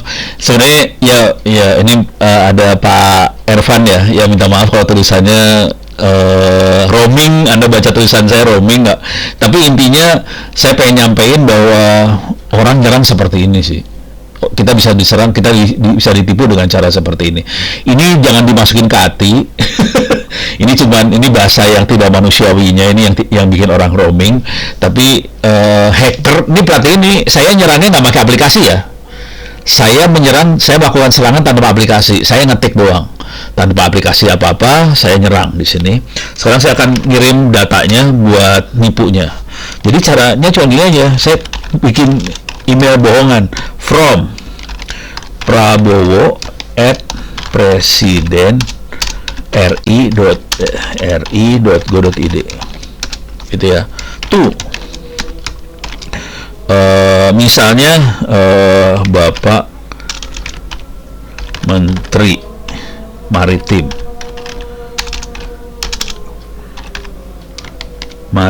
bener nggak sih? At maritim.go.id. Oke, subjek. Mohon kehadirannya di istana kepresidenan. Ya, saya nggak ngerti bahasa birokrasi ya. Tapi Anda bisa nanti ngerubah kata-katanya sesuai dengan tata cara yang biasa dipakai supaya meyakinkan. Kalau saya kan bukan orang birokrasi, jadi nggak ngerti bahasanya lah. Nah, misalnya gini, yang terhormat Bapak Menteri, mohon kehadirannya di istana kepresidenan karena kita perlu membicarakan kedatangan investor yang besar dari luar negeri, misalnya gitu ya. Terima kasih. Ini bisa dimasukin kata-kata macam-macam sih. Jadi kita bisa panjang lebar cerita apa-apa. Udah, terima kasih, tanda tangan. Di sini ada tulisan di angka 354 di atas 354. End data dengan CRLF titik CRLF, itu artinya enter titik enter. Mail dikirim, terus kita quit, selesai. Oke. Sekarang saya coba lihat dulu di sini. Oke. Saya stop dulu. Oke. Saya akan lihat IP. Oke. Saya pengen lihat, ini dia ada Hello Maritim. Oke. Saya akan analisa follow TCP stream. Jadi kalau ada hacker yang nyadap, ini keluar langsung. Ini hasil sadapan si hacker. Emailnya, komunikasi kita bisa disadap seperti ini sama hacker. Jadi jadi waktu kita komunikasi, kalau hackernya berhasil masuk ke jaringan kita, dia bisa nyadap apa yang kita komunikasikan. Dari sadapan itu nanti dia bisa bereaksi apa, diganti apa, segala macam bisa sih sebenarnya. Ini hacker ya, tampilan di hacker kayak gini. Bagaimana tampilan yang ada di sini di webmailnya? Saya akan reload dulu. Jangan lupa baca Bismillahirrahmanirrahim, klik, langsung keluar di sini. Prabowo ini ada from prabowo@presidenri.go.id, subjeknya mohon kehadirannya di Istana Presiden. Bayangkan, nih perhatian, tunya udah Bapak Menteri Maritim, bukan Ono tadi. Bapak Menteri Maritim @maritim.go.id. Bayangkan seorang pejabat dapat email, kayaknya semuanya sah, kalimat-kalimatnya juga bener, ya pasti dia pergi. Kalau ini mah cuman email kurang ajar aja ya. Jadi minta Pak Menteri hadir di tempat Presiden, di Istana Presiden. Sampai di sana Pak Prabowo-nya kan bingung, ngapain Anda kesini? Perasaan saya nggak pernah ngundang Anda deh. Bingung kan? Nah, seru dah. Ini kalau mau jahat jaya bisa kayak gini sih. Bayangkan kita bisa pakai WhatsApp ngerjain kayak gini kan, bisa pakai apa? Parah gitu ya. Oke, saya akan baca pertanyaan dari Pak Kautsar. Izin tanya Pak, apakah data yang dihack PDN kemarin itu hackernya mencuri dalam bentuk data kita terenkripsi atau plain text? Jawab singkat, plain text. Jadi data yang plain text itu di-download sama hacker dulu. Setelah plain text-nya ke-download sama hacker, data yang ada di PDN-nya di-encrypt sama si hacker. Jadi hacker aplikasinya akan kerja dua hal. Satu, transfer datanya. Yang kedua, yang ada di sana di-encrypt. Jadi kitanya data hilang, datanya di-encrypt. Datanya nggak hilang sih, sebenarnya data kita ada dengan kondisi di-encrypt. Terus catatannya kalau hackernya nawarin kan, kalau mau dibuka silakan bayar. Ya padahal dibayar juga hackernya punya kopiannya kan, sedih banget ya. Mohon penjelasannya, dan jika data pribadi kita telah bobol, disebarluaskan langkah apa yang kita antisipasi selain mengubah password. Ini jujur nih, nih gini ya Pak, ini bukan masalah password akhirnya sih. Data pribadi kita teh ini KTP, ini kan KTP kita kan ada nama, ada nomor, ada tanggal lahir, ada apa, dan ini KTP kita kan buat identitas kita, buat ke bank lah, buat apa sih, data kita bocor kayak gini. Nah bayangkan ada orang lain yang punya KTP kita, udah gitu hackernya punya KTP kita. Hacker, ini saya kasih skenario yang benar kejadian ya. Hackernya punya KTP kita. Konsekuensinya dia bisa pinjam, ini kejadian beneran, konsekuensinya si hacker bisa pinjam uang ke pinjol dengan identitas kita. Yang bayarnya kita. Gitu. Jadi bukan password urusannya. Identitas kita jadi orang lain, jadi bisa jadi kita, dan dia bisa melakukan kejahatan atas nama kita padahal kita nggak ngelakuin gitu. Dan ini kejadian sama tetangga saya langsung, supir, dia kebetulan supir di Kemlu, sampai atasannya, ini kenapa kamu sampai didatengin sama debt collector? Emang kamu minjem? Kan atasannya marah juga dong. Dia pikir dia minjem. Enggak Pak, saya nggak minjem, nggak tahu kenapa sampai datangin debt collector gitu. Jadi bisa kayak gitu. Jadi bukan urusan password. Konsekuensinya seluruh aplikasi, semua platform, semua bank harus merubah pola buat autentikasi orang.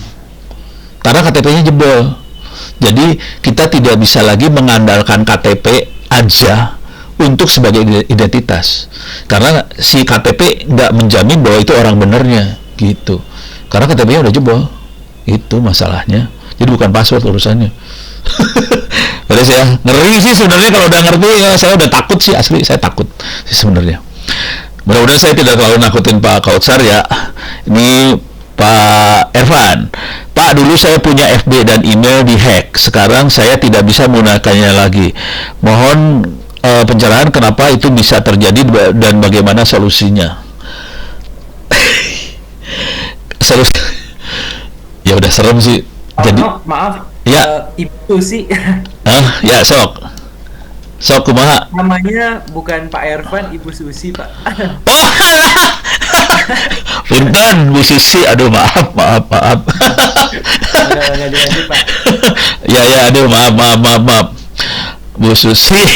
Jadi stres aja langsung. Bu Susi, punten.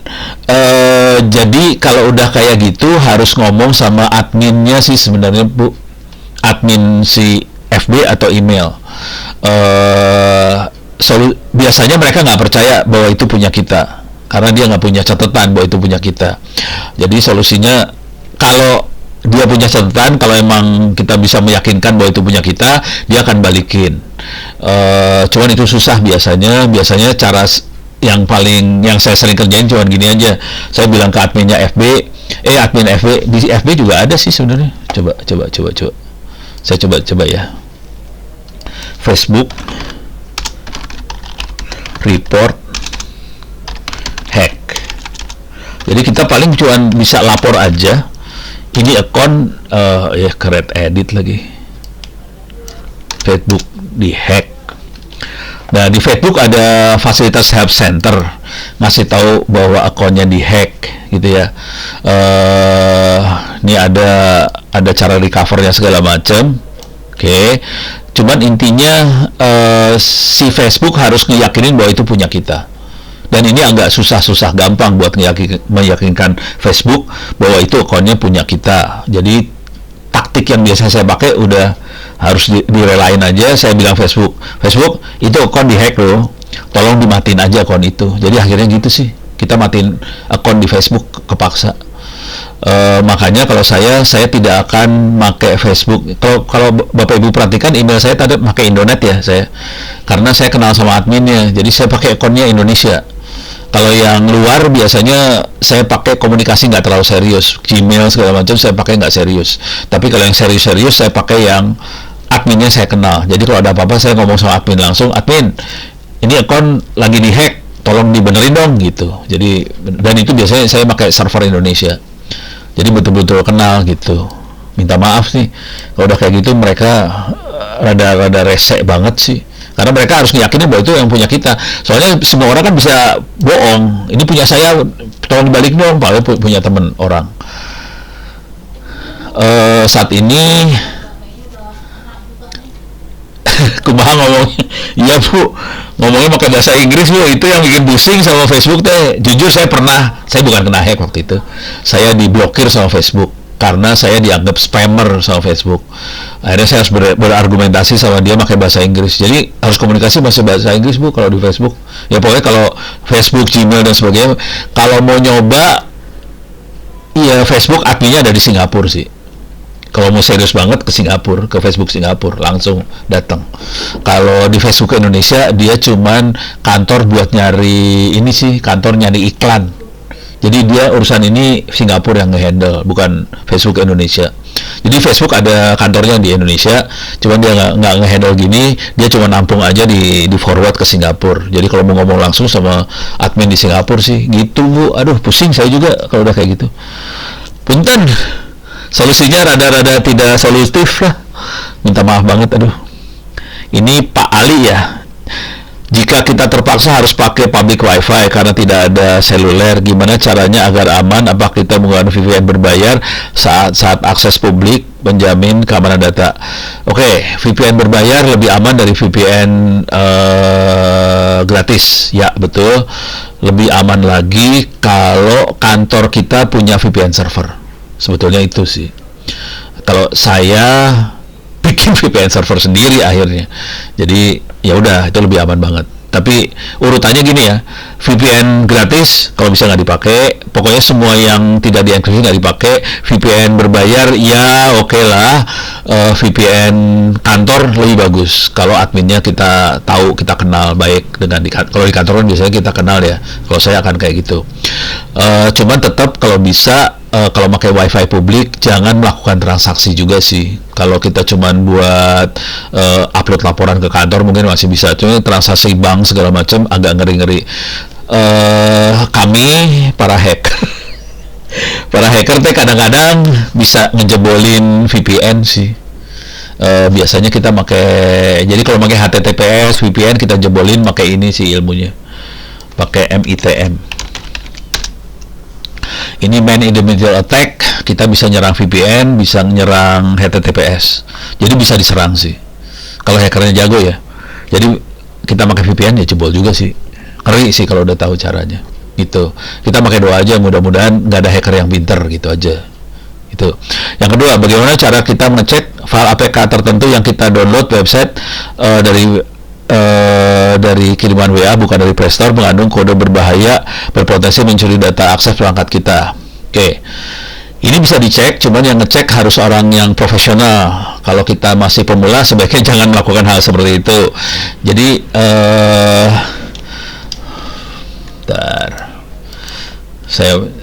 bukunya ada banyak. Saya kasih lihat ini aja ya. VAR Data Library 2 Book Cyber Security.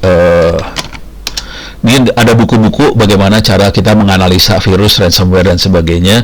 Ada di folder cyber security. Ini bukunya banyak banget. Jadi kita bisa menganalisa ini semua. Ini buku-buku buat menganalisa itu semua ya. Ini Android Malware Handbook Detection Analysis by Human. Ini buat menganalisa sebuah malware, misalnya attack propagation. Ini semuanya ada bukunya. Dan ini ilmu juga diantara kita, bagaimana kita menganalisa aplikasi yang berbahaya ini. Jadi teknik yang dipakai adalah si aplikasi itu jangan sampai diinstal, kita ambil aplikasinya, terus kita isolasi, kita install dalam sistem yang terisolasi gitu. Kita bisa kerjain itu sih, cuman kalau buat orang biasa sebaiknya jangan. Ngeri banget soalnya kalau sampai ada apa ya, kacau ceritanya gitu. Gitu ya Pak, siapa tadi, Ali ya. Nah sekarang Pak Kausar lagi. Menurut Ono, perkembangan cybersecurity ke depannya baiknya nanti seperti apa ya, di mana keamanan usernya juga dimudahkan karena sering kita pengen aman, namun bikin ribet sebaliknya. Pertanyaan valid. Jawabannya stres. Gini Pak, makin ke depan teknik serangannya makin rumit dan makin susah dicegah, diisolasi, diblokir. Karena mereka waktu melakukan serangan, mereka biasanya pada zaman dulu kala serangannya itu bentuknya plain text. Jadi serangannya berupa teks biasa. Kita bisa baca apa yang diserang. Karena kita bisa baca, aplikasi jadi bisa baca juga. Aplikasinya bisa kayak antivirus di komputer ya.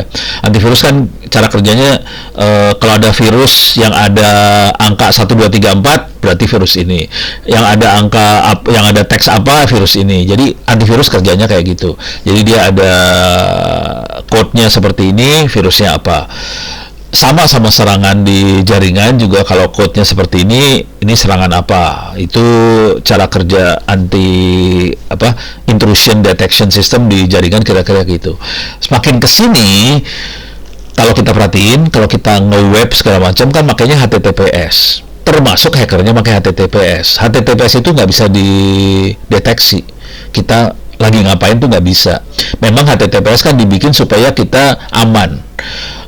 Cuman konsekuensinya kita aman, kita jadi nggak bisa ngamanin kita sendiri. Karena kita nggak tahu apa yang lewat akhirnya.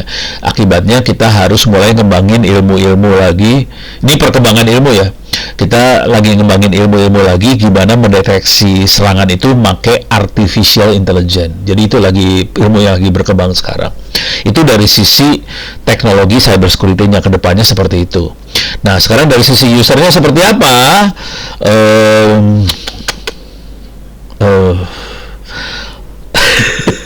Usernya, gimana ya? Ya intinya gini dah. Pokoknya kalau ada sesuatu yang kayaknya too good to be true, jangan diterima. Itu aja sih. Jadi jadi kalau mau jujur ya, orang nyerang itu tujuannya sederhana, antara duit sama syahwat. Dua itu aja, duit sama syahwat. Serangannya cuma itu. Ahli-ahli neraka cuma gitu aja sih serangannya, duit sama syahwat. Jadi kalau dua itu udah, jangan diklik, jangan diapain gitu masalah itu. Cuman mereka udah mulai jago. Jadi kayak istri saya diserangnya pakai logo Dirjen Pajak lah, Anda kurang bayar pajak lah, ya diklik lah aplikasi itu karena dia takut dong. Waduh, perasaan saya udah bayar pajak kok dapat kayak gini, yang diklik. Jadi mereka mulai pinter juga cara menyarunya. Jadi kitanya harus pintar sih akhirnya. Kalau mau jujur, bingung nih jawaban yang ini, minta maaf nih, pusing. Eh, Kalau kalau saya sih udah kayak punya insting gitu nih. Ini kayaknya serangan deh. Kalau saya insting sih yang dipakai akhirnya. Saya kalau kalau melihat saya pakai aplikasi segala macam sih biasa-biasa aja. Saya bahkan hampir nggak ada proteksi. Yang saya pakai insting semua. Ini kayaknya serangan. Ini kayaknya nggak beres. Dan saya pakai sistem operasinya Linux bukan Windows. Nah ini ngomong terus terang aja. Si virus dan sebagainya rata-rata nyerangnya Windows bukan Linux. Jadi virus-virus itu nggak bisa jalan di komputernya saya karena komputer saya kan pakai Linux, jadi nggak jalan. Jadi saya aman sih, kira-kira gitu. Tapi kan saya nggak bisa ngajakin semua orang pakai Linux ya. Kasihan nanti kerjaan lu nggak ada yang beres. Kira-kira itu gambar gedenya. Mudah-mudahan kejawab ya Pak Kautsar. Punten, susah ya jawabnya. Oke, ada lagi pertanyaan barangkali, masih ada waktu 5 menit ini. Aman? Oke. Saya teh ngajar sambil stres sebenarnya nih. Nah ini teman-teman kalau buat absen udah ada di chat, silahkan diklik itu form absennya. Oke. Sebelum terlalu jauh, masih ada waktu berapa menit lagi. Saya akan ngasih lihat materi buat minggu depan ya. Minggu depan kita akan ngeliat ini overview cybersecurity seperti apa, gimana caranya kita ngamanin server dan teman-temannya, bagaimana kita menganalisa kelemahan si server dan sebagainya, terus bagaimana ngamanin aplikasi server dan sebagainya. Nah ini kisahnya kira-kira gini, kisah yang serem dan sedihnya. Saya waktu itu ngobrol sama lupa deputy mana, pokoknya dari BSSN, dan beliau tugasnya salah satunya untuk menganalisa kelemahan sistem yang ada di lembaga-lembaga pemerintah. Untuk satu aplikasi mereka butuh waktu kira-kira seminggu buat analisa gitu ya. Dan kita tahu di semua lembaga pemerintah itu aplikasinya nggak cuma satu. Ada aplikasi kepegawaian lah, ada aplikasi anggaran lah, ada aplikasi macam-macam, aplikasinya banyak banget. Dan kita tahu kita punya sekitar barangkali 700-an ya kementerian lembaga, terus kabupaten kota dan sebagainya, mungkin 700-an, dan masing-masing punya puluhan aplikasi. Misalnya masing-masing punya 10 aplikasi, berarti total ada 700 kali 10, jadi 7.000 aplikasi yang harus dianalisa. Satu aplikasi buat menganalisa butuh waktu 1 minggu. Bayangkan, berarti kita harus mengalokasikan, dan itu tim itu yang analisa, bukan satu orang, tim. Dan kita harus alokasikan 7.000 kali 1 minggu gitu. Jadi 7.000 minggu, padahal 1 tahun punya cuman ada berapa, 50 sekian minggu kan. Nah bayangkan, saya iseng dong nanya, oke, Anda harus nganalisa semua aplikasi di kementerian, lembaga, daerah dan sebagainya, ada 7.000-an nih, satu aplikasi 1 minggu, terus kira-kira mau selesainya kapan gitu kan ya. Oh iya ya, emang punya anak buah berapa sih? Selusin cuman 12 orang buat nganalisa itu semua. Jadi ini buka-buka rahasia aja, buka-bukaan aja dah. Jadi kondisinya teman-teman di BSSN kelimpungan sih sebenarnya buat melakukan ini semua. Mereka setengah mati. Jadi sarannya, kalau bisa masing-masing kementerian lembaga mulai belajar menganalisa diri sendiri, supaya nggak full tergantung apa-apa BSSN, karena mereka pasti tewas, nggak mungkin. Dengan pemikiran seperti itu, saya iseng dong ngomong sama teman saya tadi, gimana kalau kita bantuin teman-teman di kementerian lembaga supaya mulai belajar seperti ini, yang saya ajarin hari ini. Jadi mulai belajar seperti ini. Oke, kita coba. Jadi kita coba waktu itu dengan Dinas Kominfo Jawa Barat. Dinas Kominfo Jawa Barat ngundang yang bawahnya dong, Dinas Kominfo kabupaten kota yang ada di bawah Jawa Barat, diundangin ke Bandung. Kita kasih training. Trainingnya lebih berat daripada yang saya kasih training sekarang sih, jujur. Saya kasih training ini, saya Kalau Anda kan cuma ngelihat layar saya. Kalau kemarin itu mereka praktek, bener-bener praktek. Pingsan semua. jadi, jadi, jadi kondisi real bangsa Indonesia adalah kementerian, lembaga, Pemda, Pemkot dan sebagainya kalau harus melakukan ini semua tewas. Jadi sebetulnya kita dalam kondisi darurat cyber security sih. Karena kita harus berjalan sistem dengan kondisi orangnya tidak bisa mengamankan sistem sih sebenarnya. Sistem yang buat ngamanin ya kekurangan orang. Dan saya buka rahasia dulu ya lagi supaya tambah seru dah. Ini tadi saya ulang lagi, kalau anda bisa ngerjain ujian yang open course LMS Ono Center ini bisa dapetin sertifikat tambahan. Nah, yang di sini yang sedang maintenance di open course ITTS ACID ada 23.000 orang yang ikut kuliah cyber security ini free, 23.000 orang. Coba saya iseng nanya di sini deh, tolong ditulis di chat. Dari 23.000 orang yang bisa lulus dapat nilai 90, kira-kira berapa orang? Sok, tulis di chat berapa orang. Dari 23 orang. Tuh ada yang minta di chat ulang link absennya. Nih saya barusan logout. Oh, ini link absen. Ini saya copy paste ya. Agak ke nih link absennya nih. Itu link absen. Sok, dari 23 orang berapa orang yang bisa lulus kira-kira? 1%, 23.000 sabrahnya. 1% berarti 200 ya? Salah. 23.000, 200 benar, salah. 230 ya, salah. 1%. Saya buka rahasia aja deh. Dari 23.000 orang kurang dari 30. Iya, benar. Paraka Panji Wibowo, betul. 30. Bayangkan 23.000 orang yang bisa 30. Saya berapa kali juga ngetes ini ke aparat, teman-teman di Mabes segala macam. Mereka ngasih 100-an orang, yang lulus cuma 2. Aduh, pusing saya. Jadi ini kondisinya, saya ini curcol, orang lagi curcol. Mudah-mudahan, ya saya tidak berharap Anda bisa semua karena saya tahu background Anda kan bukan orang IT bangetnya ya. Tolong bantuinlah orang-orang IT-nya bisa supaya bisa pada pintar-pintar, soalnya kalau enggak sistem Anda yang masalah ntar gitu. Oke, sudah jam 15.30. Terima kasih banyak, mudah-mudahan hari ini bisa bermanfaat. Punten saya bikin orang stres. Tapi saya terbuka, silahkan nanti komunikasi pakai email, copy harddisk segala macam terbuka. Saya tutup dulu, saya sekian dulu, mudah-mudahan bisa bermanfaat. Billahi taufiq wal hidayah. Assalamualaikum warahmatullahi wabarakatuh. Saya kembalikan pada Mas Arif. Nuhun. Waalaikumsalam warahmatullahi wabarakatuh. Ya, terima kasih banyak Pak Ono atas penjelasannya, atas pemaparannya. Mudah-mudahan nggak pada stres Pak, tapi alhamdulillah ini kalau dari ujung sampai ujung berasa ya kayak jadi hacker beneran gitu. Oke, untuk link presensi sudah ada di kolom chat, mohon bisa diisi. Jangan di-hack linknya, nanti diisi sampai pelatihan terakhir gitu Pak Ono ya.